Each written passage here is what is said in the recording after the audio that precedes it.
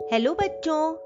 आज जो कहानी मैं आप सबको सुनाने जा रही हूं उसका शीर्षक है लालच बुरी बला है।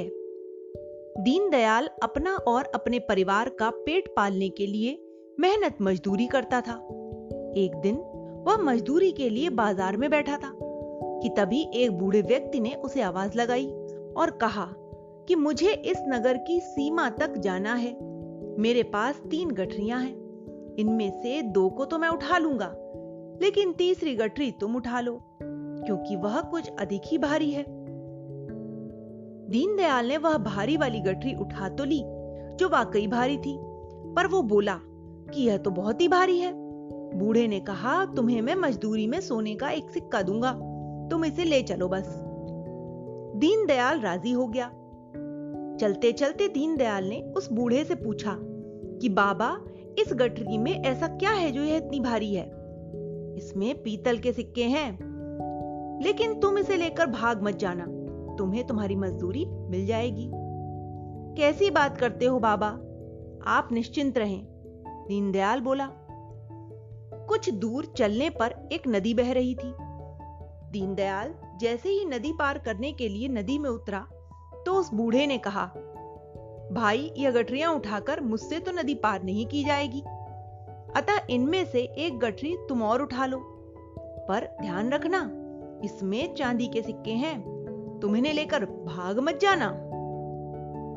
मुझे तो केवल अपनी मजदूरी से मतलब है, इसमें चांदी है या मिट्टी मुझे कोई फर्क नहीं पड़ता, दीनदयाल बोला। उस बूढ़े आदमी ने दूसरी गठरी भी दीनदयाल को दे दी। नदी पार करने के बाद दोनों आगे बढ़ चले। कुछ और आगे बढ़ने पर एक पहाड़ी दिखाई दी।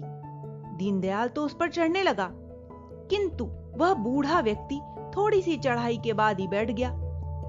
उसने दीनदयाल को आवाज लगाई और कहा कि भाई, मुझसे यह बोझा उठाकर पहाड़ी पर चढ़ा नहीं जा रहा, तो यह गठरी भी आप मुझे दे दीजिए, दीनदयाल बोला। बूढ़ा कुछ सोचने लगा। आप क्या सोचने लगे? सोच रहा हूं कि तुम विश्वास के काबिल हो भी कि नहीं, क्योंकि इस तीसरी गठरी में तो सोने के सिक्के हैं।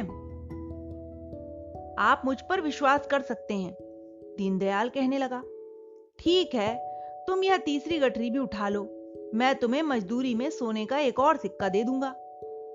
दीनदयाल ने तीसरी गठरी भी उठा ली। वह तेजी से पहाड़ी पर चढ़ने लगा। बूढ़ा काफी पीछे रह गया था। दीनदयाल ने पहाड़ी पार करके पीछे मुड़कर देखा तो उसे वह बूढ़ा दिखाई ही नहीं दिया। वह सोचने लगा कि शायद बहुत पीछे रह गया होगा। वह उसका इंतजार करने लगा। तभी उसके दिमाग में यह विचार आया कि क्यों न वह इन तीनों गठरियों को लेकर भाग जाए। वह बूढ़ा कौन सा उसे पहचानता है? उसने एक बार फिर पहाड़ी की तरफ देखा, लेकिन वह बूढ़ा बहुत दूर से आता दिखाई दे रहा था। मौका अच्छा देखकर दीनदयाल तीनों गठरियां लेकर फरार हो गया। घर पहुंचकर जब दीनदयाल ने वह गठरियां खोली तब उनमें पत्थर भरे पड़े थे। एक गठरी में कागज का एक पुर्जा भी मिला जिस पर लिखा था कि मैं इस नगर का राजा हूं और बूढ़े के वेश में अपने राजमहल के खजाने की देखभाल के लिए एक ईमानदार व्यक्ति की तलाश में था, लेकिन तुम इस परीक्षा में खरे नहीं उतरे। यह पढ़कर दीनदयाल ने अपना तो सर ही पीट लिया।